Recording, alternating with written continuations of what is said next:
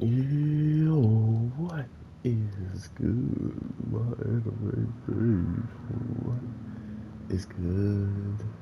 I honestly did not know what to expect with this week's episode, especially learning that a new character was pretty much going to be the leader of the loop.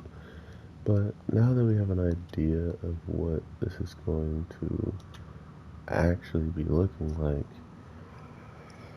it's strange that the loop had to go so far back, um, but it's almost as if this is the perfect situation for this girl to really like understand.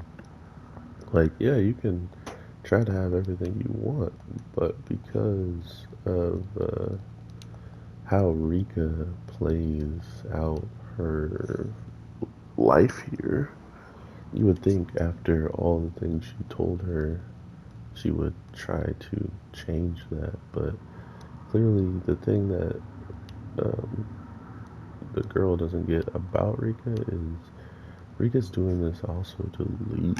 Like, she doesn't necessarily want to be around anymore. She wants to be in a different area, a different town, a different, uh, just different people in general. And I think that's why it looks so much like a betrayal, because once she meets these other people and see how they act, instead of having the people of the village rubbing off on her, she has these people's styles and speaking mannerisms uh, put into her vocabulary and whatnot. So it makes sense that if you became popular in a place where you just went to, why wouldn't they, why wouldn't they want to be hanging around her? And then the one thing that stayed consistent throughout this is the fact that Sato straight up is failing, right? Like, this stuff is way too hard for her to keep up, even if she does the studying again, which she should remember all of the source material that, she had in the last life and this next one coming up. So imagine my surprise if Rika remembers anything, right? Because we all know she had the only tie to the loop and was just bringing it out every single time, uh, bringing it out every time she died.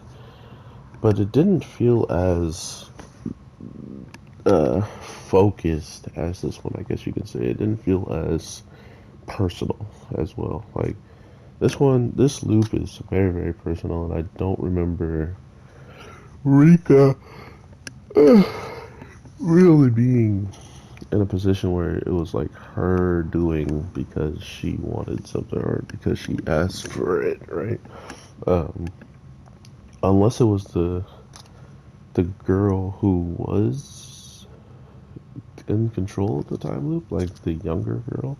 Because now we see that it's like two different people, or that they just took the form of someone different for different people that are seen by it, or maybe because of beating it, like getting rid of the loop and actually overcoming it, destroyed the first one, and now a new one is trying to take over that's a lot more clever and capable of getting the things that she wants.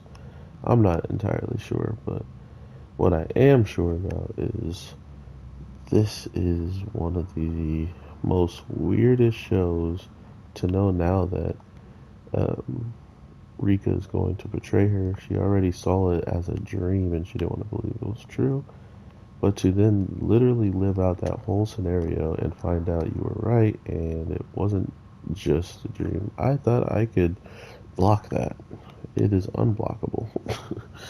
um, you find out it is reality, and she goes out with a smile on her face to kill herself, right?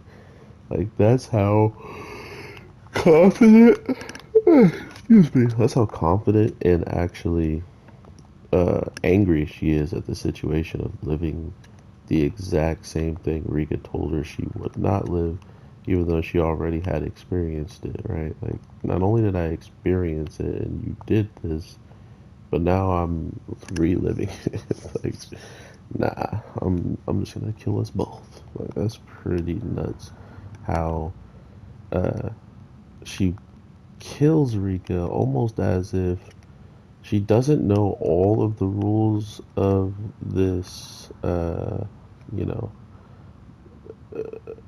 loop situation. But what she did know is she didn't want Rika alive in a situation without her. She was really, really making sure she was going to kill her. And the other ones of the village are pretty safe out of this loop, but I am interested to see how quickly things escalate now that she knows she doesn't want to go to that school, and what will she be willing to do to change people's mind or make things go in her way. So with that being said, take care and peace.